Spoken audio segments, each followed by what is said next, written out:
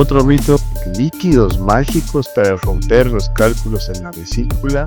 Negocios de turistas, los empíricos venden aceite de ricino o aceite de oliva. La creencia popular es de que el aceite les lava y les permite resbalar el cálculo, que sería lo lógico para ellos, que nos va a provocar diarrea. Tuve un paciente que me dice, "Doc, le juro que lo tengo". Aquí está la foto. Hagámosle un nuevo colegio.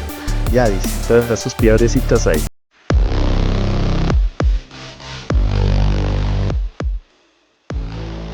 Vamos un poquito a centrarnos en el tema de esta noche. Ustedes trabajan pues prácticamente todos los días en quirófanos, tratando pacientes que tienen problemas que requieren una solución quirúrgica. Principalmente tenemos pacientes con problemas en la tiroides, ¿no es cierto? Creo que esa últimamente es parte de su día a día.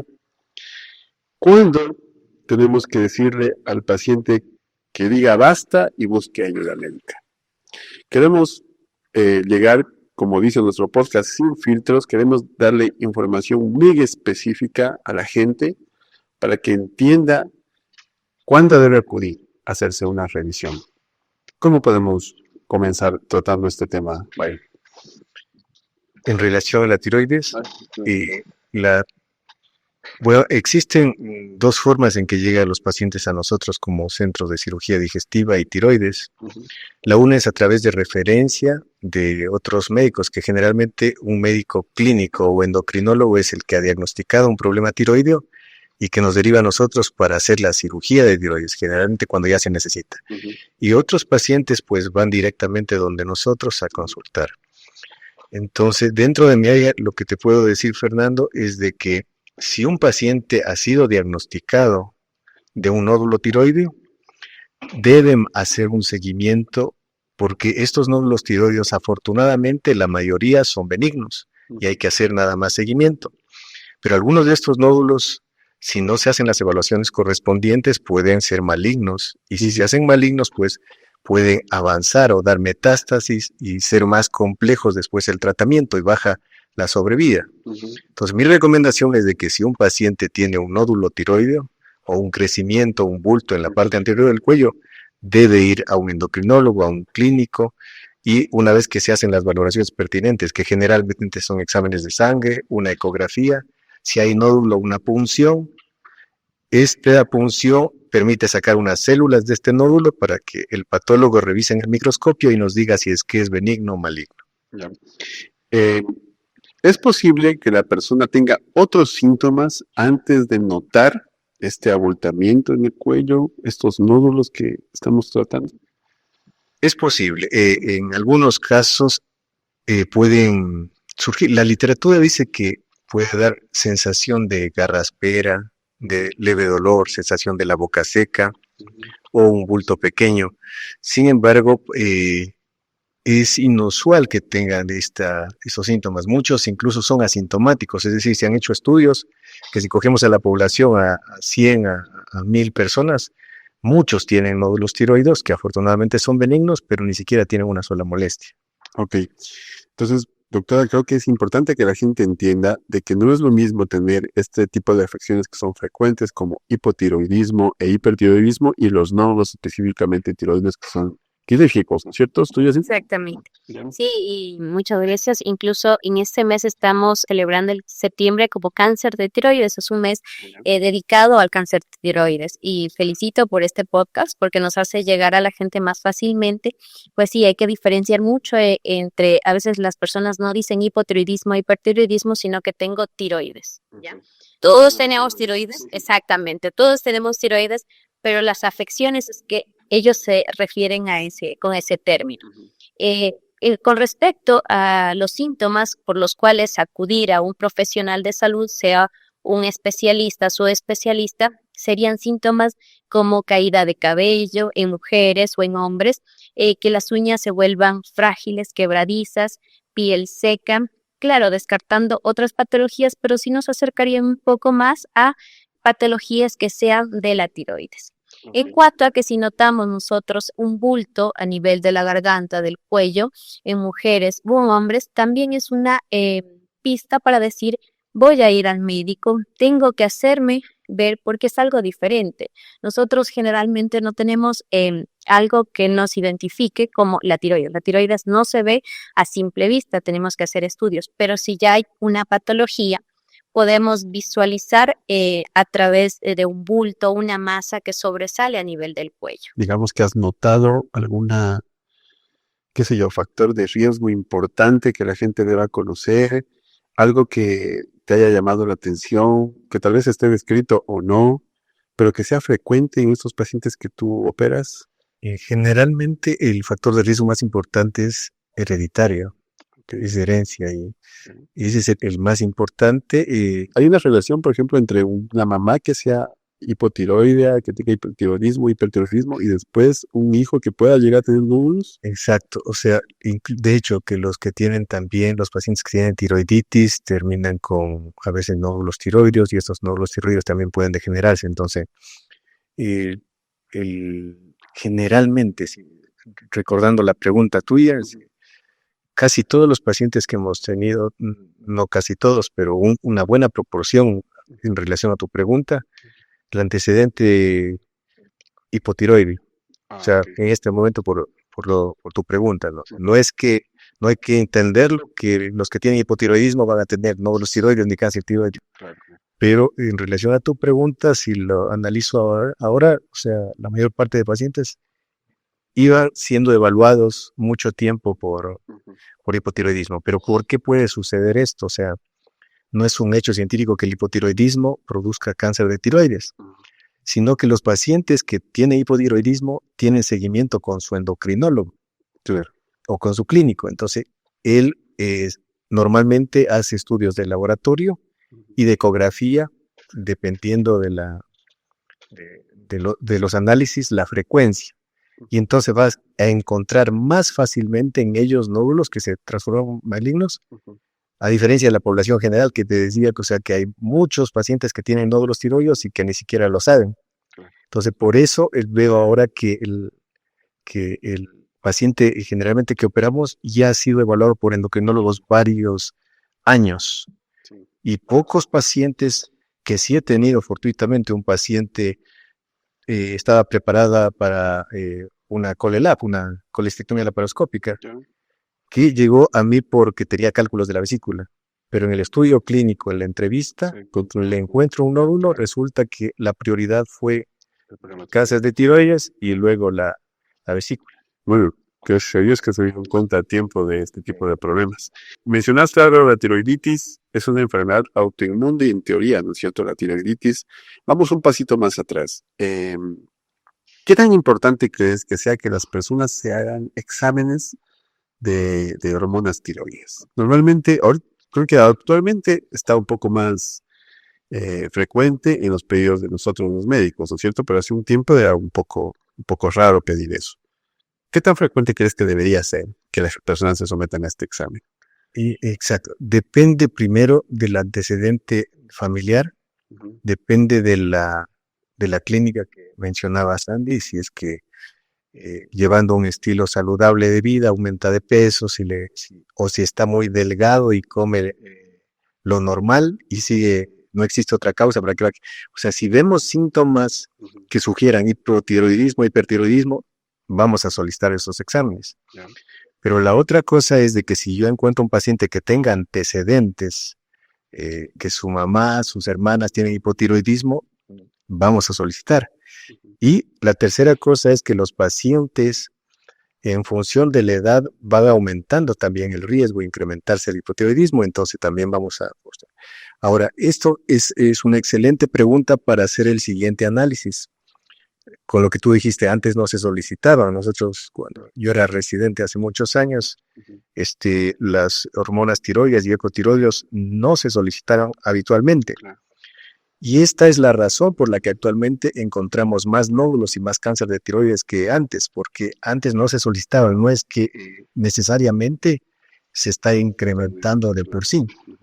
Entonces, ahora sabemos en el mundo, hasta el 2016 hubo un pico de incremento de cáncer en el mundo y solo se pensó que existían algunas causas, pero de ahí hubo una meseta y se estabilizó. e incluso ha bajado un poco porque con estos hallazgos científicos todo el mundo pide y entonces encontramos más porque en realidad hay más.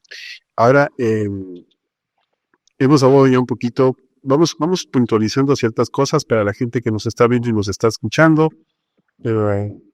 Un factor llamativo, el dicho llamativo sería que si tú te cuidas, comes sano, haces ejercicio, pero no controlas tu peso de forma adecuada, ahí hay un llamado de atención, ¿cierto? La otra sería tener antecedentes familiares previos, tu papá, tu mamá, si tuvo problemas de tiroides, también se debería hacer un chequeo básico, ¿no es cierto?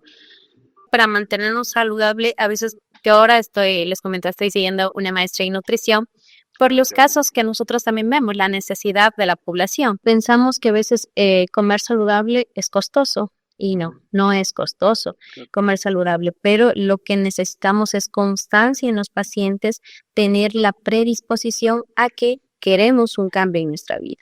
Entonces, tal vez la alimentación que ahora tenemos es facilidad a los procesados. Nuestra rutina de trabajo nos hace que comamos cosas más fáciles de papas fritas, yo que sé, un pollo rápido al paso. Entonces, eso nos predispone a que nosotros estemos alimentándonos mal y por eso también nuestro organismo responde de diferentes maneras. Puede ser que nosotros ya esto no tiene que ver que por comer esto me va a haber un problema de tiroides. Ya. Pero si nosotros ya tenemos una tendencia familiar, tenemos un antecedente previo y más la alimentación, pues estamos con la predisposición. Una forma de ligar bastante, ¿no? La comida ultraprocesada con el proceso de cáncer, no solamente de tiroides, sino un montón de otro tipo de cáncer. Pero centrándonos un poquito en estos problemas tiroides, ¿existe algún alimento que ayude a que la tiroides funcione correctamente o no? ¿O existen alimentos que sean pues extremadamente perjudiciales para la funcionalidad de la tiroides? Por ejemplo, hace un tiempo, hablando un poco acerca del bocio y ese tipo de cosas que también se yodo, exacto, pues se descubrió que el yodo, pues, sí es beneficioso para evitar ese tipo de problemas. Ahora está muy en boga, lamentablemente, con muy poca información, es que se consuma estas sales nuevas que no tienen, por ejemplo, la sal del Himalaya, que no tienen yodo, lo cual pone en riesgo a nuestra salud. ¿Qué decir acerca de este tema? Pues sí, hay muchas promociones en cuanto a que si comemos o no la sal yodada. ¿Ya? Y hay pacientes, pues que dicen, no pacientes, personas que nos inclinamos o se inclinan la publicidad, sea por atracción de probar alimentos que no son prácticos, sino que por la novelería, se podría decir. Entonces, más bien ahí complicamos un poquito porque sí necesitamos en nuestra vida el yodo. Entonces, por ahí también un poquito de tendencias que nos hacen alterar nuestros estilos de vida que ya nos hace bien. Entonces vamos a identificar y sobre todo les vamos a dirigir hoy a las amas de casa, a las madres, ¿cierto? Que tienen la responsabilidad normalmente de cuidar la alimentación de familia, que pues se alojen un poco de estas creencias, ¿no es cierto? La sal que realmente no sirve, es perjudicial. Estamos poniendo mucho en riesgo a nuestra salud. Y ver de someterse a una cirugía, ¿cuál será las recomendaciones más importantes en este tipo de pacientes que se sometieron a cirugía de tiroides, Byron? En relación a la dieta, a la alimentación, a la actividad.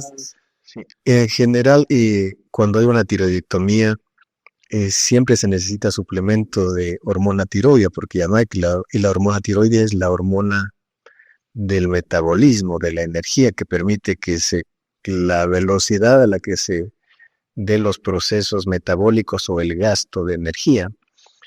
Entonces, obviamente después de una cirugía se recomienda un reposo relativo porque si es que hace ejercicio y todavía su hormona tiroidea no se compensa, probablemente se sienta más débil de lo usual. Nosotros siempre recomendamos en todo paciente postquirúrgico una dieta sana y saludable, y no se refiere a lo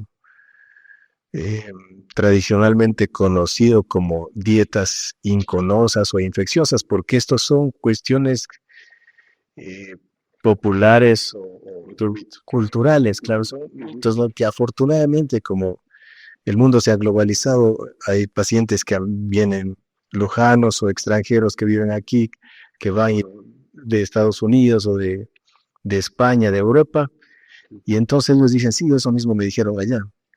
Entonces ellos piensan que aquí es diferente, o sea, que allá. Entonces, un ejemplo, en la misma paciente que ha sido operado de cáncer de tiroides, doctor, ¿le puedo comer frituras, puedo comer grasas? O sea, las grasas no son saludables en una cantidad limitada, pero no tiene que ver que si come una grasa se va a inconar la herida o a infectar.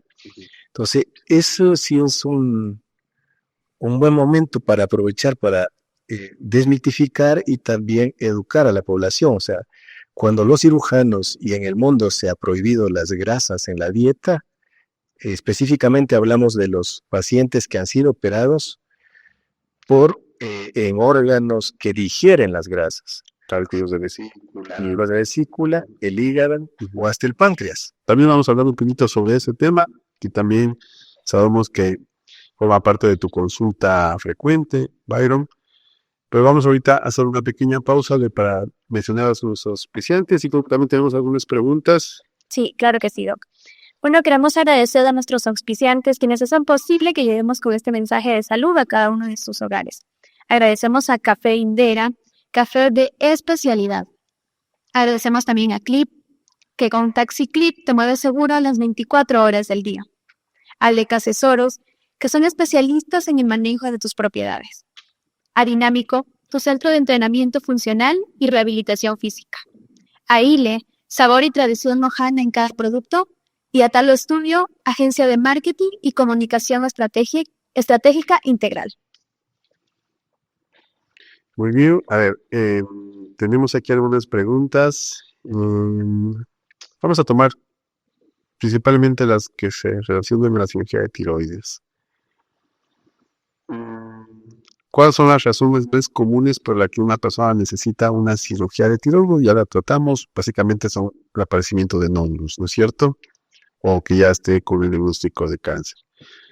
¿Riesgos o complicaciones de la cirugía? Sí, los riesgos y complicaciones de la cirugía de tiroides son pocos, pero solo uno de ellos es muy crítico, muy molesto para el paciente, sin embargo, se da en un porcentaje muy bajo.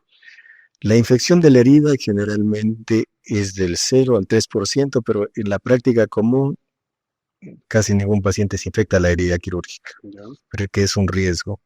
El segundo riesgo es el sangrado. El sangrado es menor al 2%.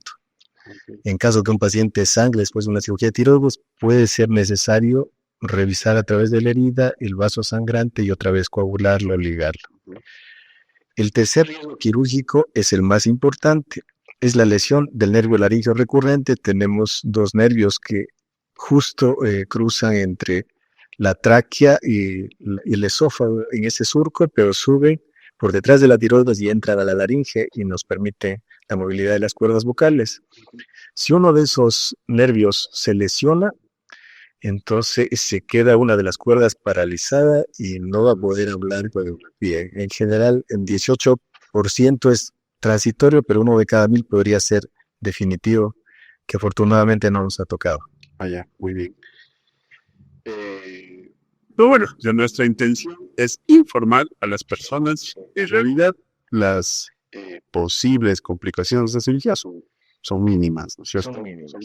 Y una que me faltara también de importante, la hipocalcemia secundaria, hipoparatiroidismo, porque las glándulas paratiroides que controlan el calcio están en la parte posterior de las tiroides, entonces si es que esas se van porque uno no las ve, a veces están incluso intraparenquimatosas dentro de las glándulas, y entonces después podríamos tener también calambres y necesidades de calcio adicional. Claro, entonces eso, por ejemplo, también nos daría una premisa de que la gente tiene que tener un cuidado posterior, posiblemente una suplementación, etcétera, ¿no es cierto? Sí, pero al saber esto, no quiero que tengan miedo porque a veces conocer esto imparte temor. Lo importante de saber los riesgos también es que estos riesgos disminuyen debido a la experticia del cirujano.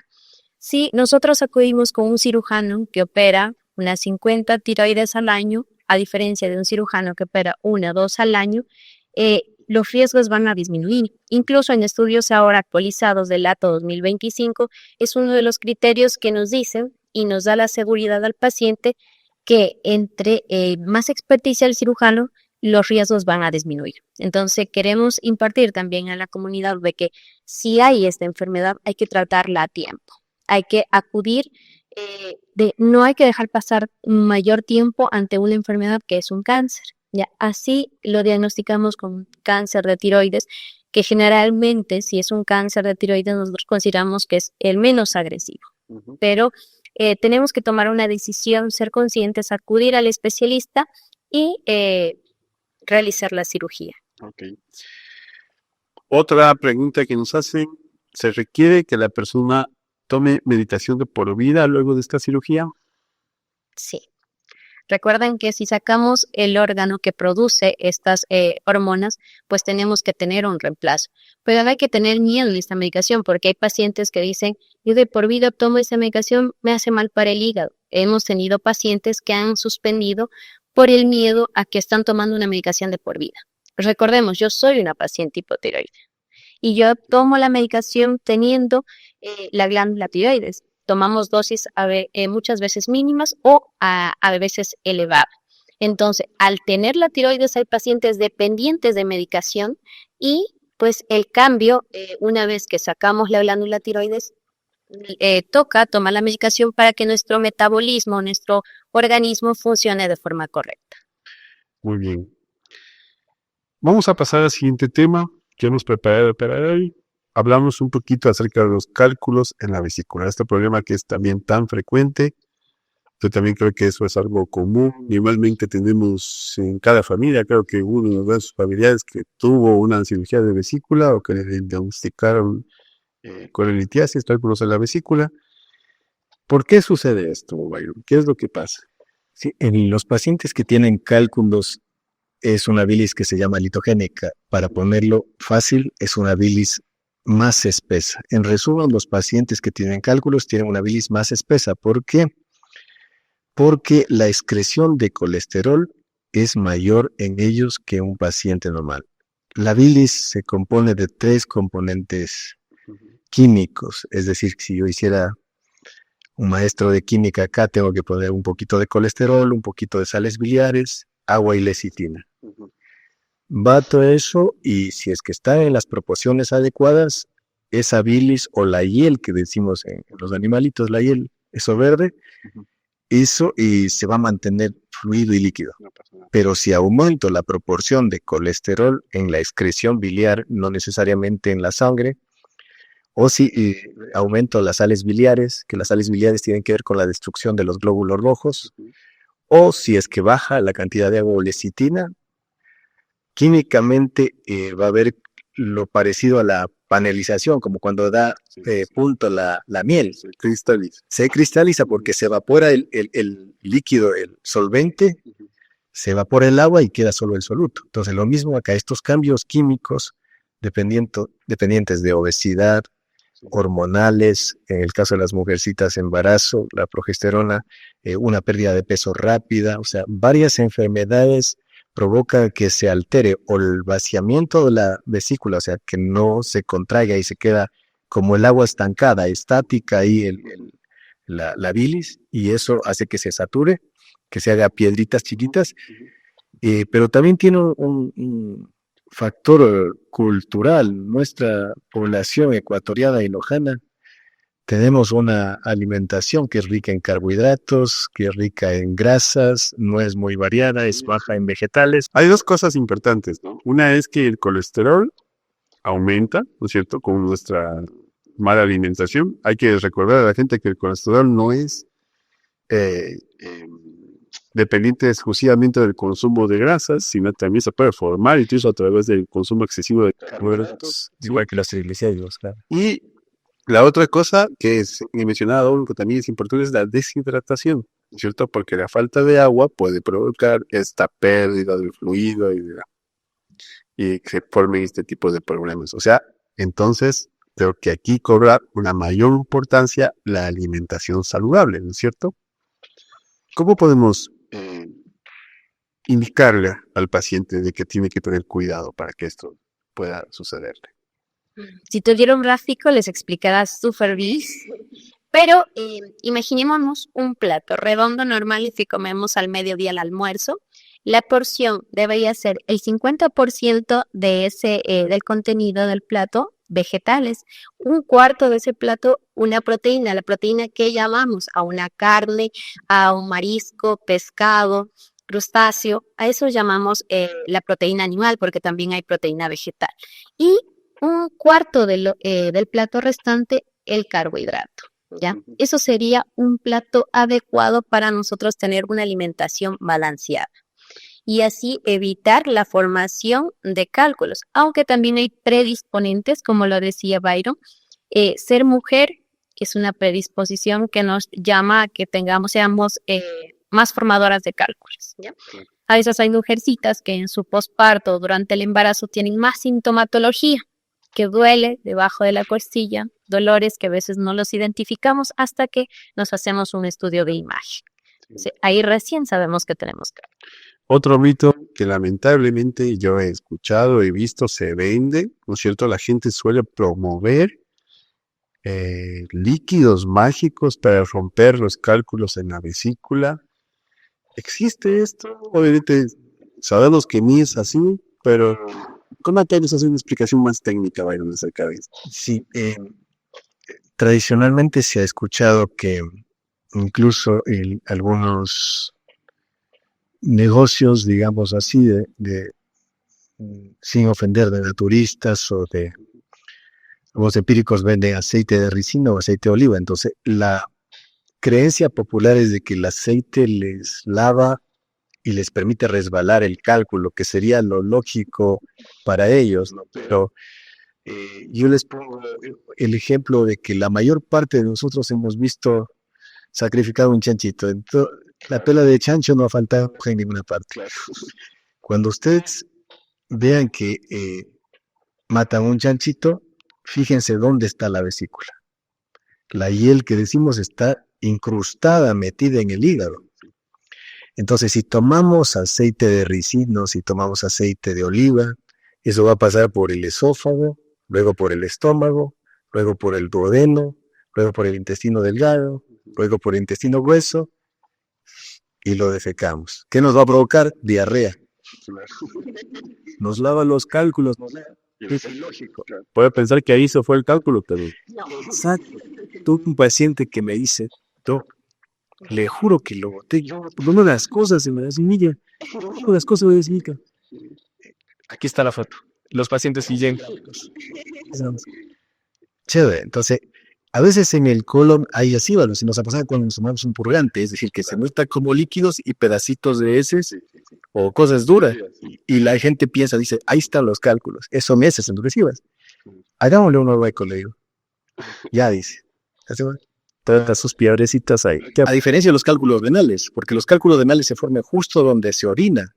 Entonces tiene mucha lógica que no importa para mí que sea empírico, si le dan aceite, cola de caballo, linaza, chancapiedra, lo que va a hacer es aumentar la orina, pero como en el mismo conducto donde se orina se forman los cálculos, cualquier cosa que le haga aumentar la orina lo va a eliminar. Ahora, ¿qué tan frecuente es? ¿Qué tanto afecta a nuestra población? Bueno, también creo que es importante que la gente vaya entendiendo, ¿no es cierto?, que lamentablemente la única solución para los cálculos en la vesícula es quirúrgica.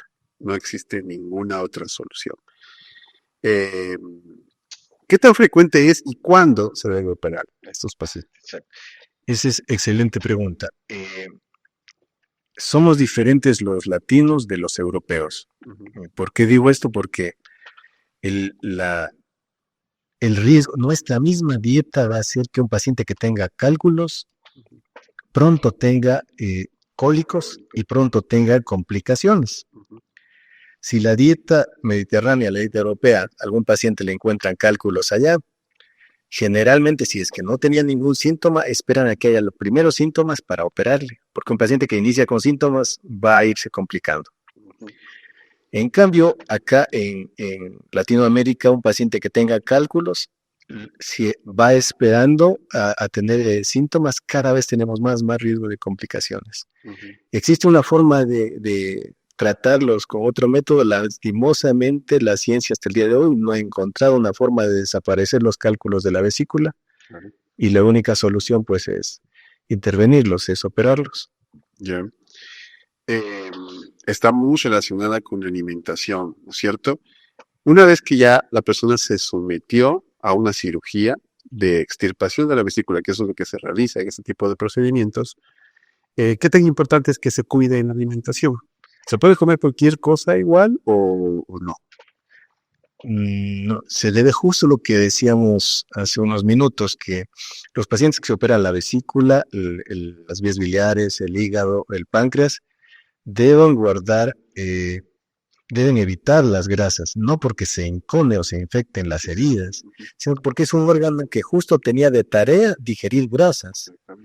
Entonces, no puedo darle grasas porque no hay la suficiente cantidad de bilis para digerir las grasas que estoy comiendo. Entonces, primera semana nosotros sufrimos lo mínimo de grasa, segunda semana incrementar 25-50%, tercera semana 50-75%, a partir del mes lo normal.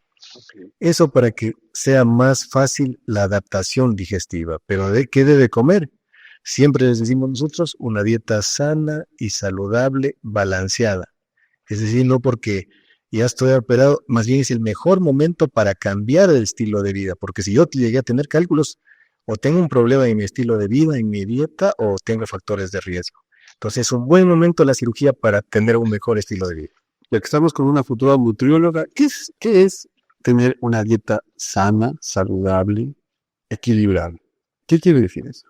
Es un cambio total, creo que en la vida de todos, porque incluso desde los médicos platicamos de esto de sana, saludable, equilibrada, pero cumplirla a veces es un reto y con los pacientes es mucho más.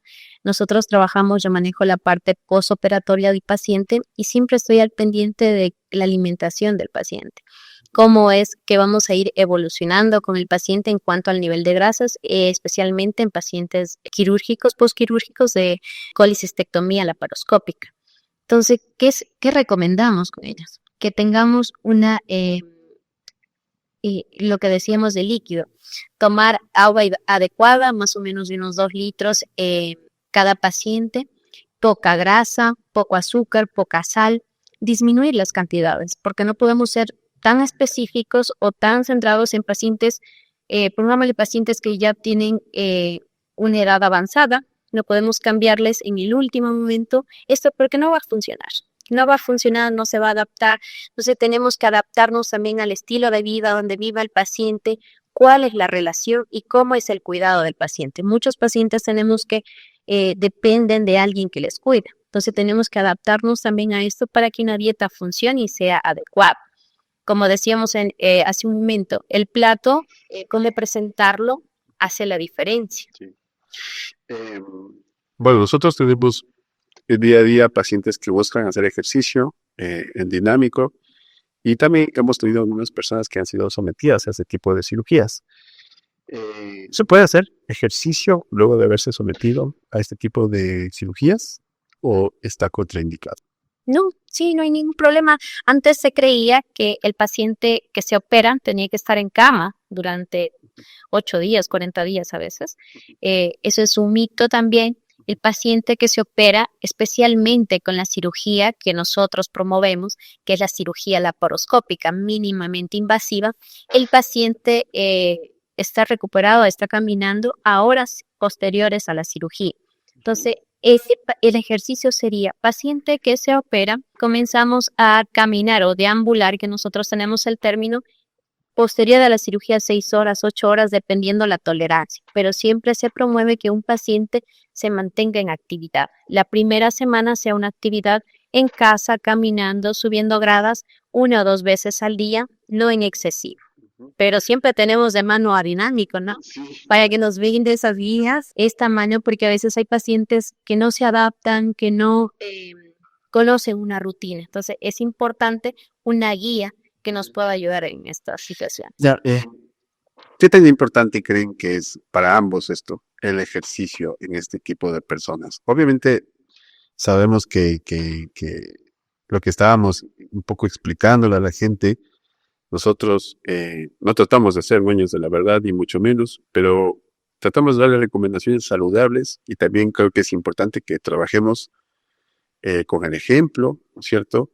Dando información real, tratando de generar hábitos saludables en nuestros pacientes. ¿Qué tan importante han visto ustedes el ejercicio? No solamente con sus pacientes, sino también en sus vidas. Pero el ejercicio es una hora para nosotros. Cuando nosotros dedicamos, es el brote de sustancias que nos hacen alegres, que nos dedican a nuestra salud, paz, tranquilidad. Yo creo que en mí realizo ejercicio cada que puedo porque tenemos un horario complejo, pero sí tengo una rutina de ejercicio. Hemos tratado también de incrementar en familia, con mi esposo también.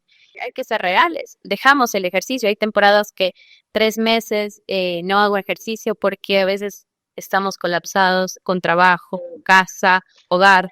Entonces sí es complejo. Sí. Pero bueno, yo creo que tenía un profesor de fisiología justamente que decía que es importante que la gente sepa de que cuando no tienes tiempo para hacer ejercicio, después lamentablemente vas a tener que sacar tiempo para enfermarte. Así de importante creo que es el aplicar estos conocimientos. Sí, tú has estado también vinculado al deporte, lo he visto algunas veces. ¿Te gustaba el básquet? Recuerdo, ¿no es cierto? Sí, lastimosamente las tareas, digamos,